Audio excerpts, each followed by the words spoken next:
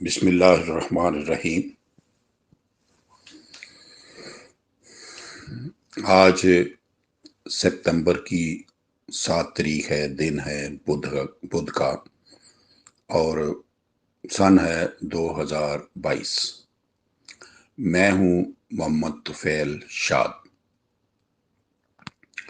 Doctor Shahzad Shamim صاحب، آپ کا ایک پرانا سوال تھا کہ پوری نوع انسانی کے بنیادی پیدائشی حقوق قرآن کریم کی روشنی میں کیا ہیں۔ تو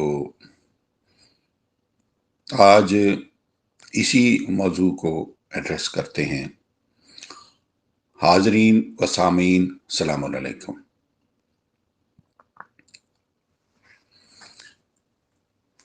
آج ایک ایسا موضوع ہے کہ جو عموماً ہمارے پاکستان کے اسکولوں میں، کالجوں میں، یونیورسٹی میں پڑھایا ہی نہیں گیا، اور عوام الناس سے چھپا کے رکھا گیا ہے، لیکن قرآن کریم کے اوراق میں یہ آج تک ہمارے سامنے ہے، اور آج اسی موضوع کو ہم شروع کر رہے ہیں۔ تو میں سامعین سے گزارش کرتا ہوں کہ یہ وہ موضوع جو ہمیں بچپن، لڑکپن، جوانی اور آج تک میری عمر، اتنی عمر ہو چکی ہے جتنی پاکستان کی عمر ہے، تو ہمیں اس کے متعلق نہیں بتایا گیا، لیکن ہم قرآن کریم کے صفحات سے ان کو سامنے لے کے آتے ہیں۔ تو یہ آج کا موضوع ہے پوری نوع انسانی کے بنیادی پیدائشی حقوق قرآن کریم کے آئینے میں۔ اس کی پہلے تو میں سمری پیش کرتا ہوں، جو کہ صرف 5 پوائنٹس ہیں، اس کے 5 عنوانات ہیں۔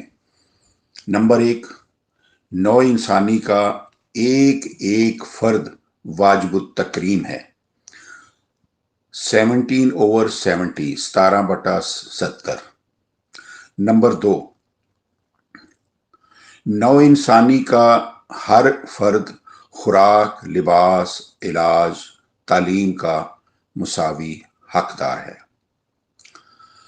7/24 and 2/36۔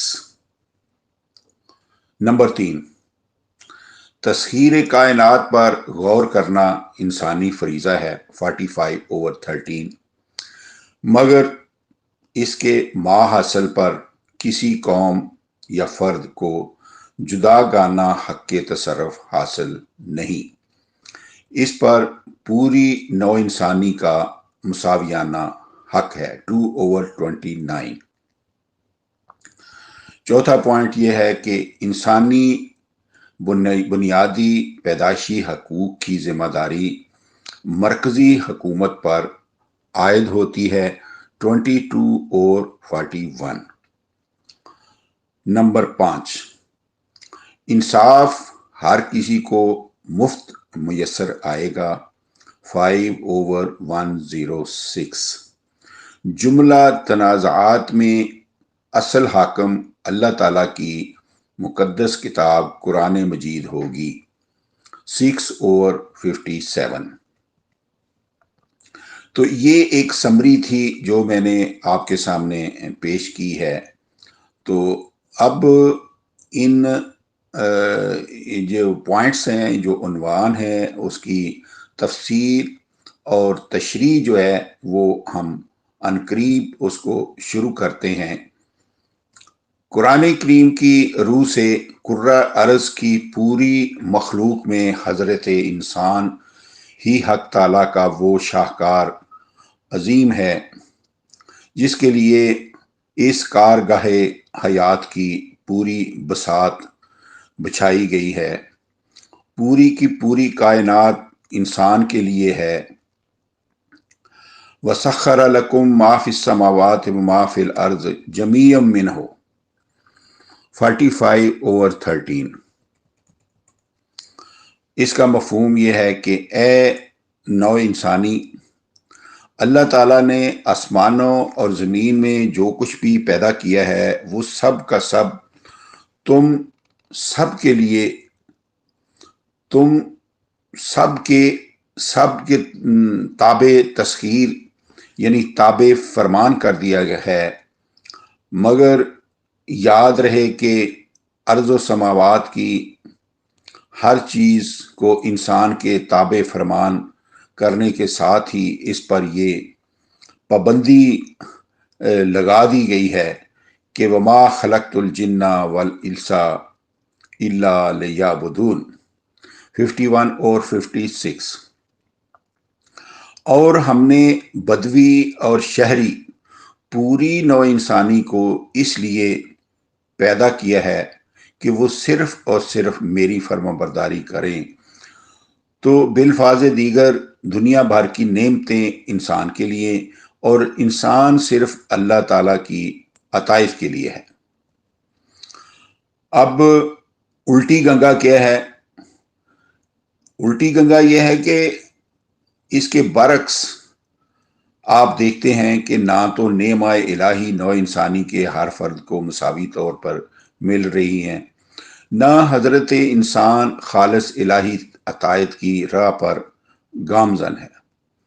جہاں تک نعمہ الہی کی تقسیم میں عدم مساوات بصورت مشاہدہ موجود ہے، اس سے کسی بھی فرد بشر کو مجال انکار نہیں کہ نوع انسانی ہی کے بعض افراد کے ہاں ضروریات زندگی بے پناہ افراد اور بہتات کی بدولت پیروں میں ٹھوکریں کھا رہی ہیں، اور بعض کے ننھے منھے بچے تک اپنے پیدائشی حقوق سے بھی محروم پائے جاتے ہیں۔ مثلا بعض لوگوں کے کتوں کے برتنوں میں بچا ہوا دودھ کتوں کے پیروں کی ٹھوکریں کھا رہا ہوتا ہے، اور بعض کے بیمار بچوں کو دودھ کا ایک گھونٹ تک میسر نہیں آتا۔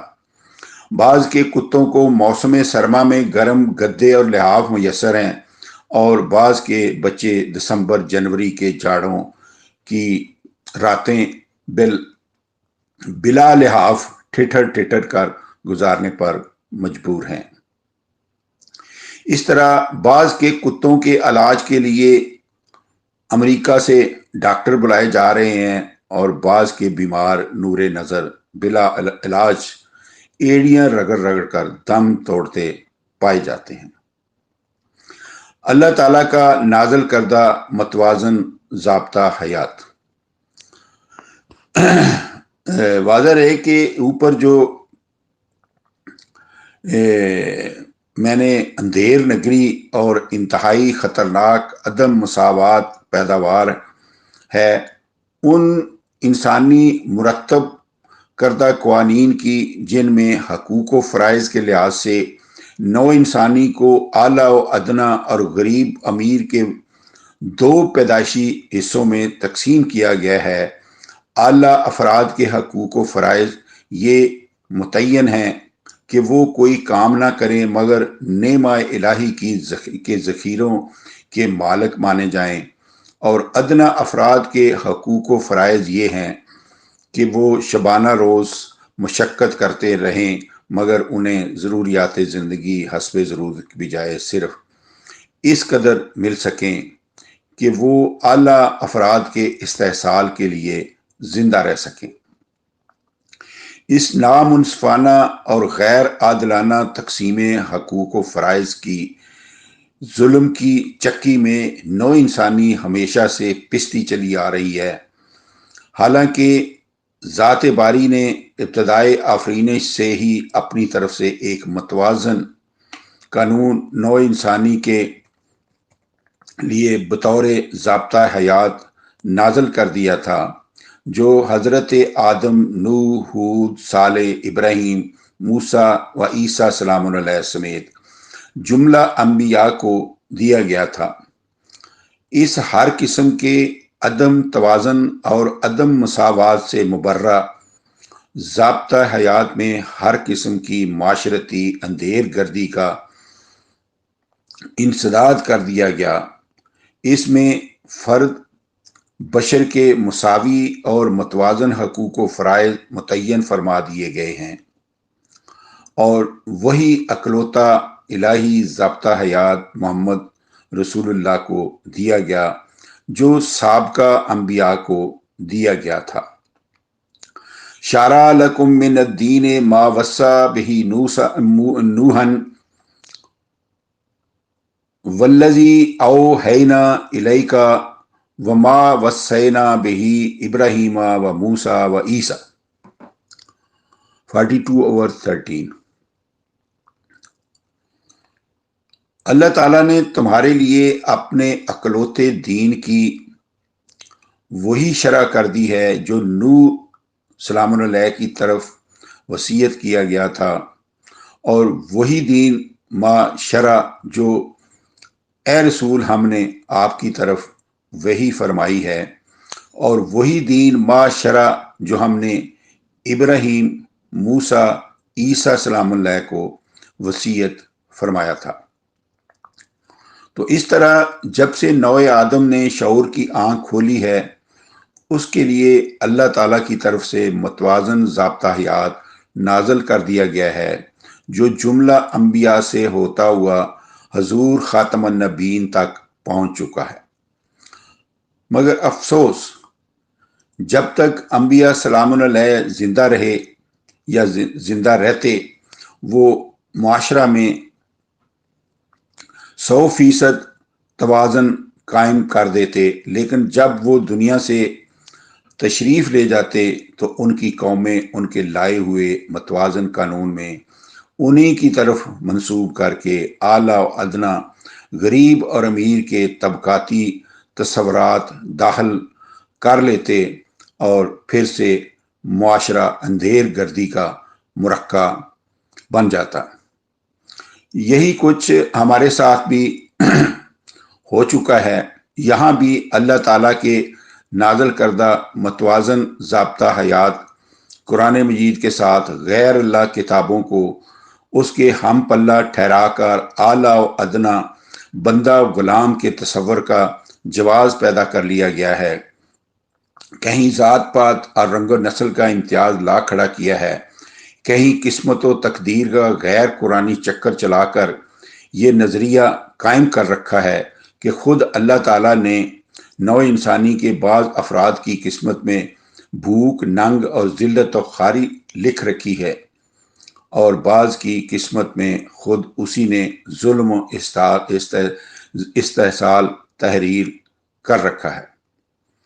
پھر خود اسی نے کسی کی قسمت میں نیکوکاری لکھی ہے، اور بعض کی قسمت میں جھوٹ، زنا، ڈکیتی، رہزنی، حرام خوری وغیرہ قسم قسم کی بدعنوانیاں لکھ رکھی ہیں، اور کاتب تقدیر کے لکھے کو کوئی ٹال نہیں سکتا، کوئی مٹا نہیں سکتا۔ جس کی قسمت میں خود اللہ تعالیٰ نے بھوک، ننگ لکھی ہے، اسے اسی حال میں جینا اور مرنا ہے۔ جس کی قسمت میں اس نے خوشحالی لکھی ہے، اسے زندگی بھر خوشحالی اور عزت میسر رہے گی۔ جس کی تقدیر میں معاذ اللہ خود اس نے ذلت و خواری لکھ دی ہے، اسے کوئی بدل نہیں سکتا۔ واضح رہے کہ یہ تصور 100% غیر قرآنی ہے۔ تو جو اوپر میں نے 5 عنوانات بیان کیے ہیں، اب اس کی تفصیل میں جاتے ہیں۔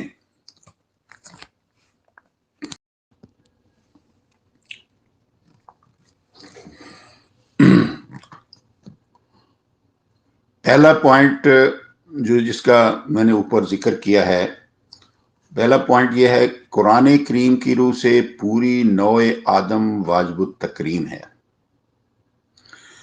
اس کے متعلق قرآن کریم میں فرمایا ہے کہ وَلَقَدْ كَرَّمْنَا بَنِي آدَمَ 17/70 17/70 اس کا مفہوم، اور البتہ تحقیق ہم نے پوری کی پوری نوع آدم کو واجب التکریم قرار دیا ہے۔ اس اعلان الہی کا مشاہدہ اس کارگاہ کائنات کے چپے چپے سے عیاں ہے کہ یہ پوری کی پوری کائنات صرف اور صرف ایک اکیلی نوع آدم کے لیے بنائی گئی ہے، اور اس کی بڑی بڑی مہیب قوتوں کو اس کے تابع تسخیر کر کے تابع فرمان کر رکھا ہے۔ تو یہ ناقابل انکار مشاہدے کے ساتھ ساتھ یہ واضح رہے کہ وَلَقَدْ كَرَّمْنَا بَنِي آدَمَ کے قرآنی اعلان کے مطابق اس نوع کے جملہ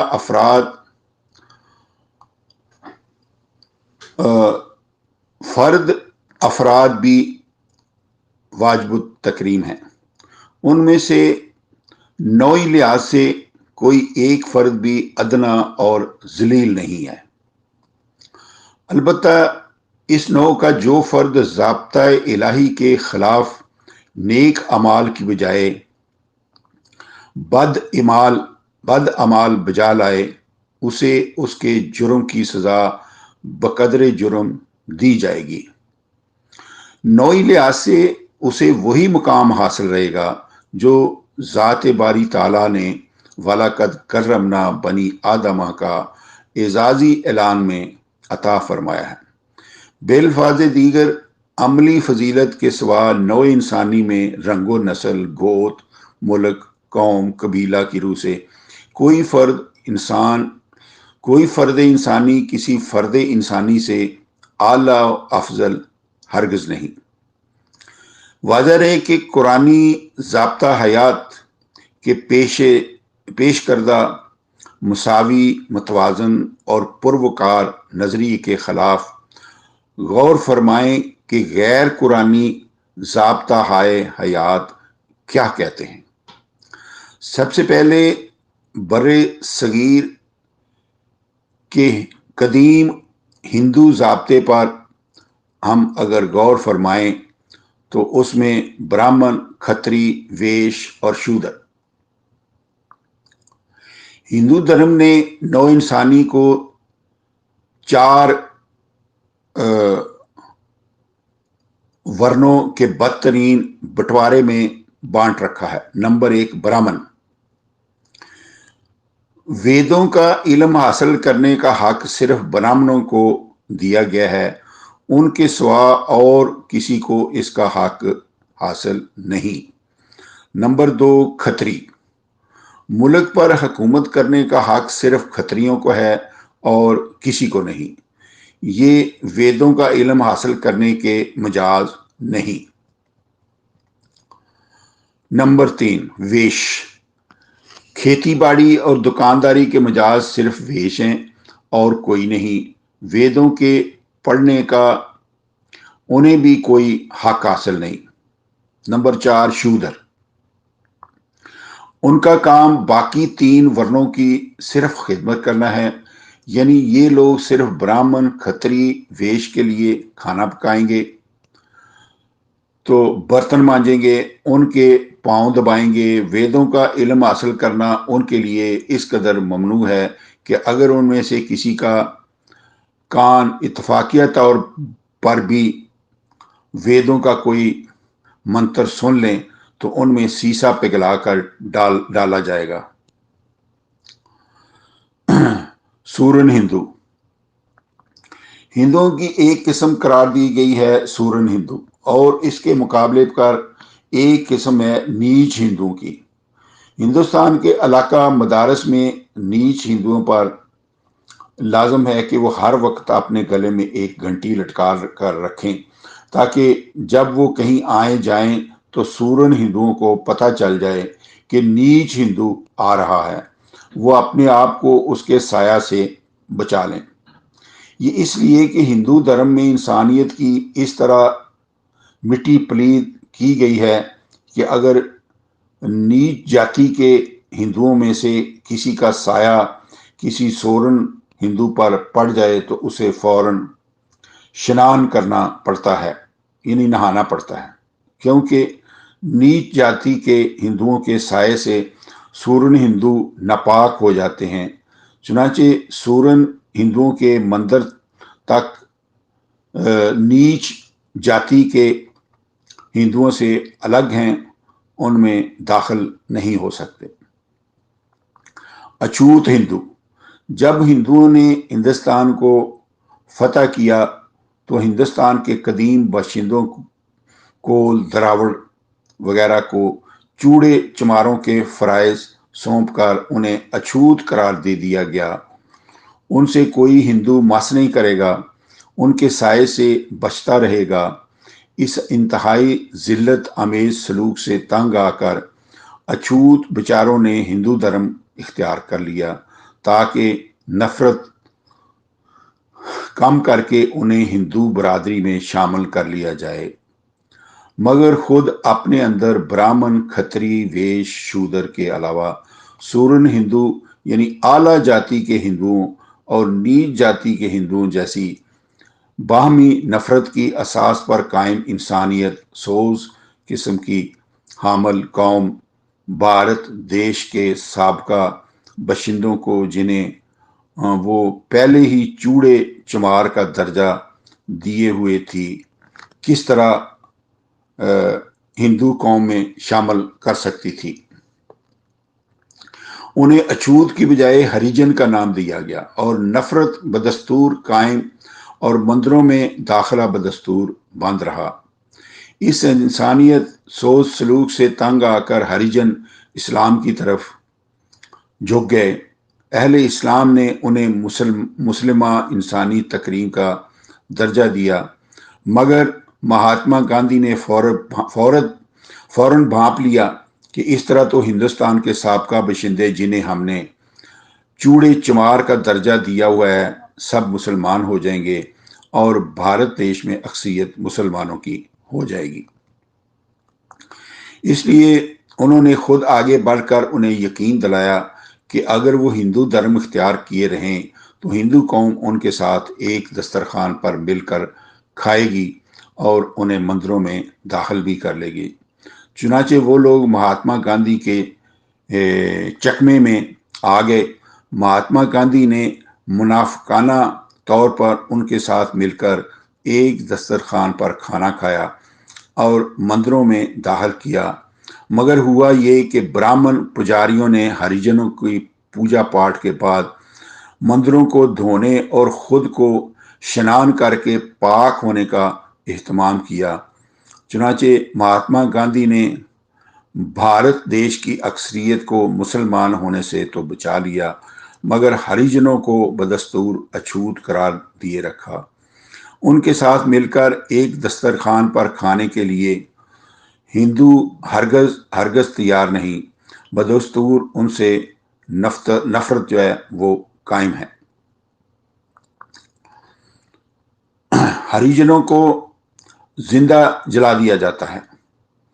آج کل کے بھارتی اخبارات جو ہیں وہ بھی گواہ ہیں کہ ان کے کالم آئے دن ایسی خبروں سے سیاہ پائے جاتے ہیں کہ فلاں گاؤں میں ہریجنوں کے خاندان کو ان کے معصوم بچوں سمیت آگ میں پھونک کر زندہ جلا دیا گیا۔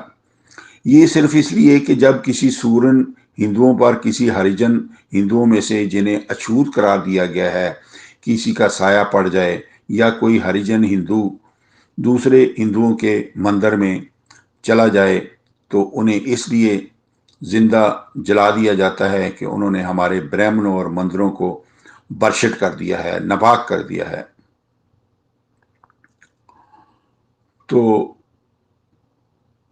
ملکی اور غیر ملکی کی ظالمانہ تقسیم، تقریم انسانیت کے خلاف کرۂ ارض پر ملکی اور غیر ملکی تقسیم بھی وجہ فساد بنی ہوئی ہے۔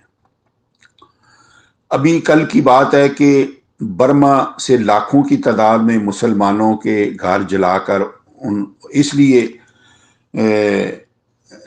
نکال کر بنگلہ دیش کی طرف دھکیل دیا گیا کہ یہ غیر برمی ہیں، اور خود بنگلہ دیش نے بہاریوں کو نکال کر اس لیے پاکستان کی طرف دھکیل دیا کہ یہ غیر بنگالی ہیں۔ ملکی اور غیر ملکی کی ظالمانہ تقسیم نے بنگلہ دیش کے مسلمانوں تک کو بھی تکریم انسانیت سے عاری کر دیا۔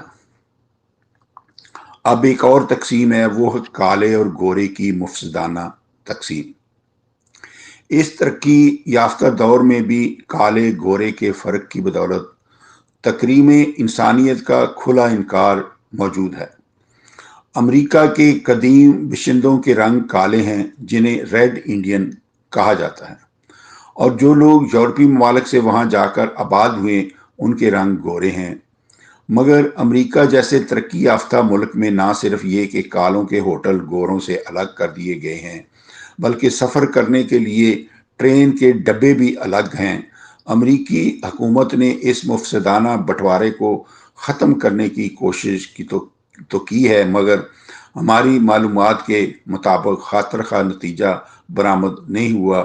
نفرت جو ہے ابھی بھی بدستور جو ہے وہ قائم ہے۔ تو افسوس ہے کہ مندرجہ بالا قسم کے فساد انگیز تصورات کرۂ ارض پر آج تک موجود ہیں، جن سے آئے دن ایک اکلوتی نوع آدم کی مساویانہ تکریم انسانیت کے خلاف ورزی کرتے ہوئے کئی شودروں اور چھوتوں کے بچے اور گھر جلائے جا رہے ہوتے ہیں۔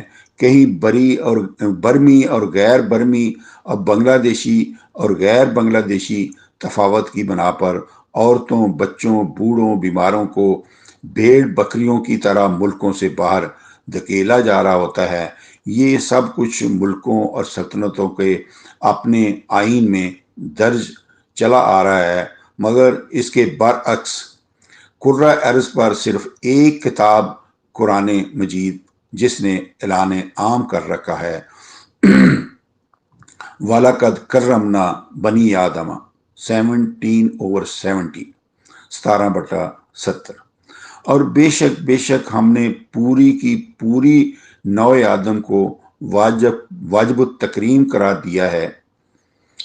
تو سامعین کرام، آج جو نوع انسانی کی جو ہے اس بنیادی حقوق جو ہیں قرآن کریم کی روشنی میں، اس کی جو ہے وہ آج پہلی قسط جو ہے نا وہ ختم ہوئی ہے۔ انشاءاللہ آئندہ میں باقی جو قسطیں ہیں وہ آئندہ قسط میں انشاءاللہ میں پوری کروں گا۔ تو آج کے لیے بس اتنا ہی۔ تو میں امید کرتا ہوں کہ سامعین جو ہے اس کو بڑے شوق سے آئندہ بھی سنیں گے۔ وما علینا الا البلاغ، فی امان اللہ۔